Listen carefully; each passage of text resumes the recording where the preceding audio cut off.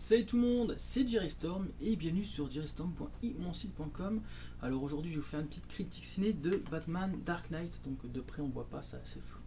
Donc le nouveau épisode et ultime épisode de la trilogie, que dire? Eh ben vraiment que du bon. Alors cet épisode clôt la trilogie de façon magistrale en reprenant beaucoup de références par rapport au premier film Batman Begins, ce que je ne dois pas trop spoiler, donc je vais essayer d'être assez vague quand même.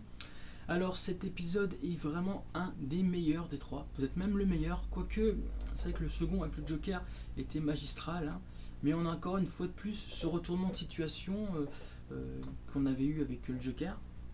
Donc on se retrouve avec des personnages liés à Ra's al Ghul, notamment sa fille, voilà. Après vous ne saurez pas c'est qui, voilà, c'est un petit élément, bon voilà. Donc du coup ça retrace un petit peu l'histoire de Batman et cet épisode est vraiment une fois de plus basé sur la détermination. Dans le premier épisode on avait découvert Batman avec son désir de vengeance. Dans le deuxième Batman on avait le superbe méchant, le Joker, qui était vraiment machiavélique, un genre avec ce petit style un peu The Crow. Et ce côté manipulateur, c'était vraiment quelque chose de grandiose. Et dans ce troisième opus, on se retrouve dès le début avec un Batman qui est complètement cassé, qui a porté le chapeau pour les meurtres de Double Face, comment il s'appelait là, le procureur Harvey Dent, voilà si je veux. Donc ça déjà, ça lance une ambiance, ça se passe 8 ans plus tard, et en fait Batman va devoir renfiler sa cape, parce qu'il y a le méchant Bane qui va foutre un petit peu le boxon dans la ville, donc du coup ils vont complètement fermer l'île, donc je pense que si c'était New York ce serait l'île de Manhattan, vu que c'est un Gotham, c'est en fait une version caricaturée, enfin plus sombre, plus gothique de New York, donc du coup c'est vrai que là dans cette version c'est plus normal, plus comme chez nous, donc ça pourrait être Manhattan, donc ils ont complètement fermé les ponts et en fait il y a une grande bombe nucléaire qui va exploser, donc ça c'est pour l'histoire ce que je peux en dire. Et en fin de compte c'est un contre-la-montre, donc Batman lui il se fait rétamer. Et cette fois-ci, c'est plus son désir de vengeance, mais son côté sombre qui va devoir être masqué par son envie de sauver les gens. Je ne sais pas si j'arrive à me faire comprendre.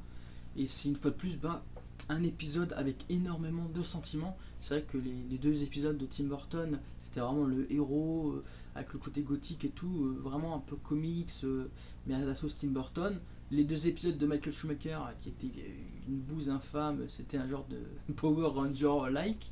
Là, on a un Batman dans un monde qui pourrait se passer chez nous, dans notre monde à nous, avec vraiment beaucoup de sentiments. Et ça, c'est vraiment quelque chose que j'ai vraiment apprécié.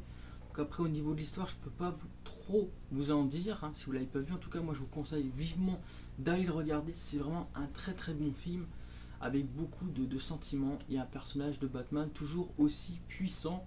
Alors il y a quelques scènes de combat, mais c'est vraiment des scènes de combat comme dans les premiers James Bond, brutales, secs et très bien chorégraphiées, pas des trucs à la Matrix. Donc ça c'est encore une fois une chose que je veux dire. Donc il y a aussi l'apparition de certains personnages comme Catwoman. Donc la Catwoman, je dois dire que ce personnage, contrairement à l'épisode qu'on avait sur Arkham City sur les consoles HD et les PC bien sûr, où on avait vraiment ce personnage vraiment mignonne et tout ça, super athlétique. On a un personnage beaucoup plus terre à terre, beaucoup plus de maintenant. Et on n'a pas, enfin je trouve qu'il n'y a pas tellement cette complexité qu'il y a dans le Batman, par exemple de Tim Burton, le deuxième, le défi. On a vraiment le contraste avec Catwoman et Batman, mais en fin de compte, je sais pas, à la fin ils sont ensemble, c'est un peu bizarre. Ça veut dire que côté sentiment dans ce Batman, c'est un peu la dèche, enfin dans cette trilogie de Batman. Je sais pas si j'arrive à me faire comprendre, mais dans l'ensemble, ça reste un très très bon jeu. En plus, très très bon jeu, très très bon film, mon dieu. Qu'est-ce que je dis?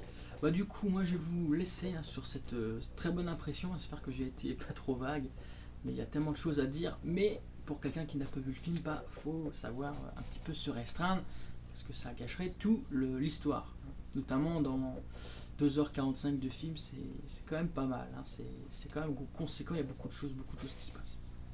Voilà, Moi je vous dis à bientôt pour une prochaine vidéo. Salut tout le monde.